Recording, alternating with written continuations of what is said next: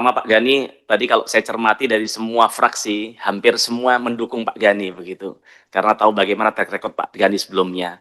Cuman sayang memang di media selama ini banyak masyarakat yang tidak tahu antara Agrinas Pangan dan Palma.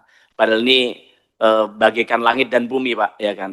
Tapi harapan kami apa yang saya sempat lihat tuh beredar subuh-subuh tiba-tiba kok muncul Pak Gani, nggak mungkin deh Pak Gani begini. Ternyata saya dalami, oh ternyata Agrinas Pangan, ya kan. Nah tapi harapan saya itu bisa menjadi warning untuk bagaimana tata kelola di Agrinas Palma ini bisa jauh lebih baik, tidak ugal-ugalan seperti Agrinas Pangan yang kita lihat selama ini dalam mengelola KDMP, Pak. Nah, yang pertama Pak Gani, kami sering mendengar dari berbagai sumber, termasuk hari ini juga yang ada di paparan halaman 9, bagaimana ternyata HGU masih proses.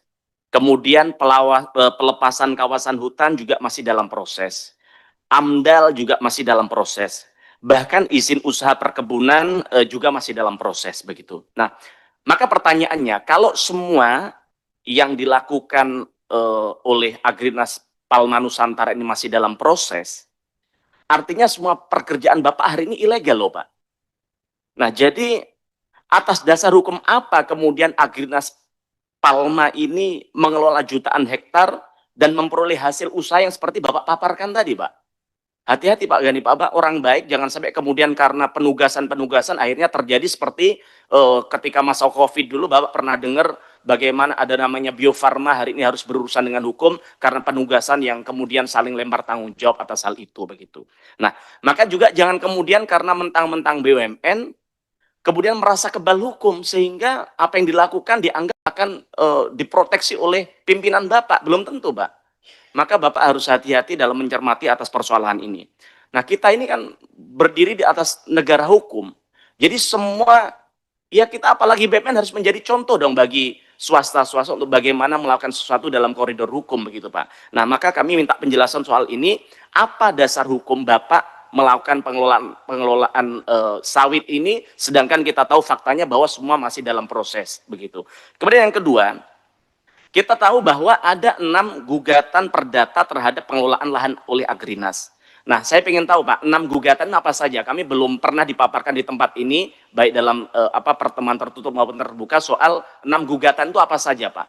Yang bahkan saat itu sebelum Pak Gani menjabat, Dirut sebelumnya mengeluhkan bahwa bahkan beliau tentara kalau nggak salah bintang 2, beliau saja pusing atas 6 persoalan ini, yang kemudian dalam mau melakukan pengelolaan mereka maju mundur begitu Pak. Nah, maka kemudian Pak Gani, pertanyaan selanjutnya, ketika 6 persoalan hukum ini tiba-tiba dimenangkan oleh pihak swasta, investasi yang sudah diberikan oleh negara, oleh BUMN kepada Agrinas Palma ini siapa yang akan bertanggung jawab begitu Pak? Dan resikonya, mitigasinya apa sih yang dilakukan atas persoalan ini begitu Pak? Nah, kemudian kami juga mendengar bahwa baru-baru ini Agrinas Pangan Palma sedang menjajaki kerjasama dengan Kementerian Imigrasi untuk membuka lahan sawit di Papua. Itu betul tidak Pak? Nanti kami minta diklarifikasi. Wong yang ada saja hari ini masih seperti ini. Kenapa sih harus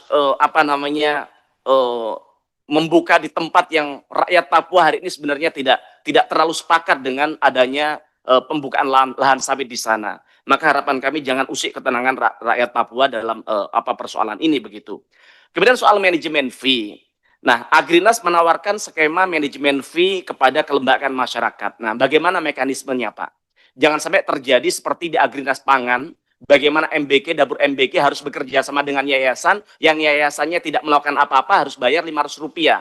Sehingga setiap bulan itu yayasan harus bayar kurang lebih 30 juta rakyat kepada pengelola MBK kepada yayasan begitu. Nah, jangan sampai pola-pola koruptif seperti itu terjadi di Agrinas Palma begitu, Pak. Kemudian koperasi. Nah, koperasi ini standarnya seperti apa? Jangan sampai kemudian koperasi ini dikelola oleh orang-orang tertentu. Nah, tapi bagaimana rakyat yang orang memang petani sungguhan yang memang pengen mengelola ini, bagaimana sih syaratnya agar mereka bisa mengelola sawit ini begitu Pak. Kemudian yang terakhir Pak, yang menjadi pertanyaan kita bersama, sebenarnya selama Agrinas Palma ini dibentuk, apa sih dampaknya buat rakyat Pak? Kami dengar tadi dari kawan kami termasuk di dalam ruangan di meja makan sebelum acara ini berlangsung, mengeluhkan bagaimana rakyat hari ini merasa bahwa mereka ditinggalkan oleh Agrinas Palma begitu. Nah, sebenarnya apa dampak yang dihasilkan sampai detik ini? Kalau kita ngomong peningkatan kemudahan untuk rakyat bisa mendapatkan minyak goreng dengan harga terjangkau, buktinya hari ini harga minyak goreng yang bahkan itu minyak kita saja jauh lebih mahal daripada harga umumnya begitu. Nah, jadi sebenarnya dampaknya apa? Termasuk dampaknya kepada kesejahteraan petani apa? Kalau penciptaan lapangan pekerjaan ketika dikelola swasta juga swasta bisa mengelola ini dengan menyerap tenaga kerja juga sama banyaknya begitu. Nah, maka kami ingin tanya dampaknya apa sih sebenarnya bagi kesejahteraan rakyat?